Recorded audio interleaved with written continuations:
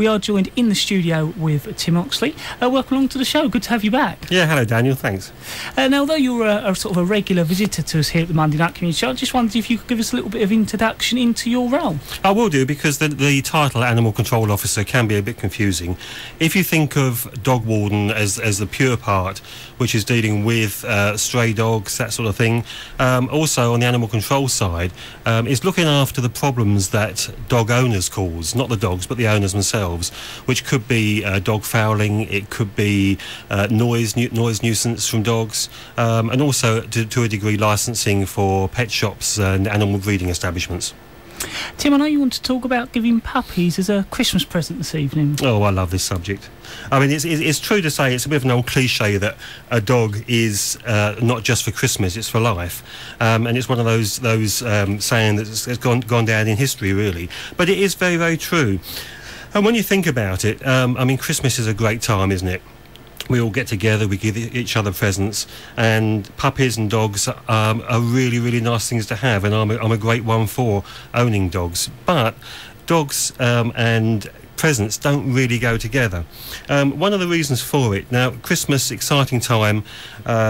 If for example, I don't know, you give somebody a games console for Christmas, they play with it for the first 2 or 3 weeks, they get bored with it, what do? They pack the game console up, put it under the bed, and then it's put away there until they sell it on eBay in 2 or 3 years' time, and that's fine. With a dog, you can't do that. You can't get bored with it and then put it under the bed.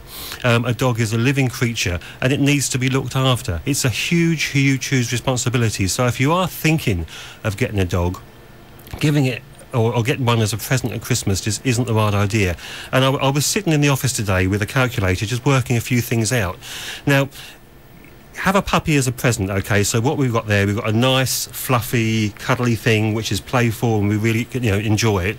But what you're really giving someone if you give them a puppy as a present, first of all, over that dog's life, which is, let's say, I don't know, 14 years maybe an average dog lives, that dog is going to create 1,020 kilograms of dog mess, which you as a responsible owner have to deal with. If you walk a dog average 2 miles a day, over its lifetime you're going to have to be prepared to walk 10,220 miles with that dog. In food bills alone, over its lifetime, it's getting on for £5,110.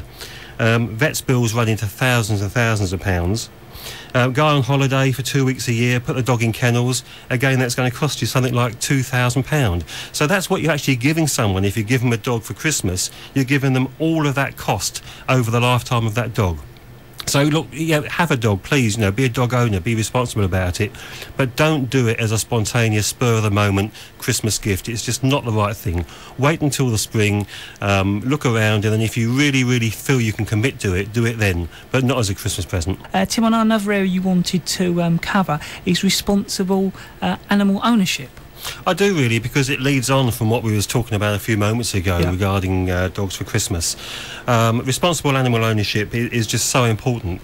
Dogs, and indeed any pet, I mean, let's broaden it out to any pet really, but specifically here dogs, are great things, as I always say, but left to their own devices, they can cause a lot of problems. All of the problems that I deal with at the council, dog-related, aren't caused by the animals themselves, they are caused by the owners being irresponsible to some degree or another, whether they realise it or not. It could be that people don't pick up the dog mess on the pavement. It could be that people go to work all day. Quite rightly, people have to do that and don't realise that Fido is at home barking his head off all day long, causing a real nuisance to all of the neighbours. So it's just something that I always like to put over to people, that if you're going to have a dog and it's the same old message, then please think about it seriously, but be responsible for it, because everything that dog does is your responsibility. If a dog escapes from your house, runs into the road, causes a road traffic accident, that is your responsibility. It's not the dog's fault. If a dog was to bite somebody, that's your responsibility. If a dog fouls on the beach or in the road or anywhere and you don't pick it up, that's your responsibility. It's not the dog's. So just always remember, enjoy your dogs, but they are your responsibility. And if you can't be responsible for an animal like that, then just simply don't get a dog. Now, I understand you recently received a gold footprint award, Tim. Yeah, and Swale Borough Council, we're really, really proud of this. It's a gold award, actually, footprint award from the RSPCA for our stray dog service. And the nice thing about this one is we know that we offer a really good service. We've built it up in my time, certainly over the last 5 years, to offer a really first-class service, but to prove it is sometimes quite difficult. And when you've got an independent body like the RSPCA who actually look at the service, they look at every aspect of it, and award us a gold award footprint for it, that really was quite a thrill. What they do is they actually analyse and look at the whole service that we offer, and the awards come in 3 phases, so it's either bronze, silver or gold. And we applied for it for the first time actually this year, and we achieved the gold award. And it's not just us really as well. I mean, we've got a very good team. I cover most of the stray dog aspects during the day, but we do have an out-of-hours service that runs from 5 in the evening until 9 in the evening, and of course 9 till 9 Saturdays and Sundays. And that service is really a stray dog collection service. And we brought it into play back in 2008 when the police gave up all responsibility for stray dogs. We developed the service, and there's 4 of us now that run it on rota, and so it's all part of that team as well. Plus also we get a lot of help from our fellow agencies. Dear old friend, and I know a friend of yours here, James Crane, the KCC Warden up in Laysdown, he's really become very good at catching dogs during the summer that are straying up there. So with all of these different agencies helping us and the service we offer, it does show that Swale has got a gold stray dog service. And again, quite proud of the fact that we are the only local authority in Kent that has the gold standard award. Tim, what do you do if you find a stray dog? Okay, well, as I said earlier, the police now have given up all responsibility for stray dogs, so it is down to the local authority. So if you do find a stray dog, just contact, if it's during office hours, Swale Borough Council on 01795 417 850, and then we will make arrangements to come and pick that dog up from you. Now, what we do when we first of all, when we come to collect the dog, we will check it for full identification. That's either by tag on the collar or indeed by a microchip. And if we can identify who the owner is, then we will return the dog immediately back to the owner.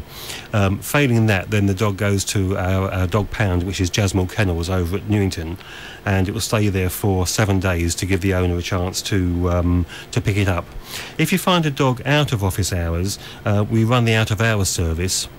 Now, this runs from 5 in the afternoon until 9 o'clock at night, and then 9 till 9 on a Saturday and Sunday, right throughout the year, apart from Christmas Day, Boxing Day and Easter Sunday, when there isn't a service for those 3 days. So if you do find a dog at those times, then you can ring that office number and you will get an answer phone message giving the correct number, or dial direct on 07795 237 479. That's our out-of-hours dog's number, and an officer will then come and collect the dog between those times. What do you do if you lose your dog? Well, very much the same actually, and the sooner we know that you've lost a dog, the more chance there is of us tying it up with the dog that we found. So again, exactly the same as I've just said before. If it's during office hours, ring our main office number on 01795 417 850, or out of hours, again on the mobile number of 07795 237 479. We can then check against any dog that we found recently and see if it tallies, and if it does, of course, we'll then get the dog back to you as soon as we can.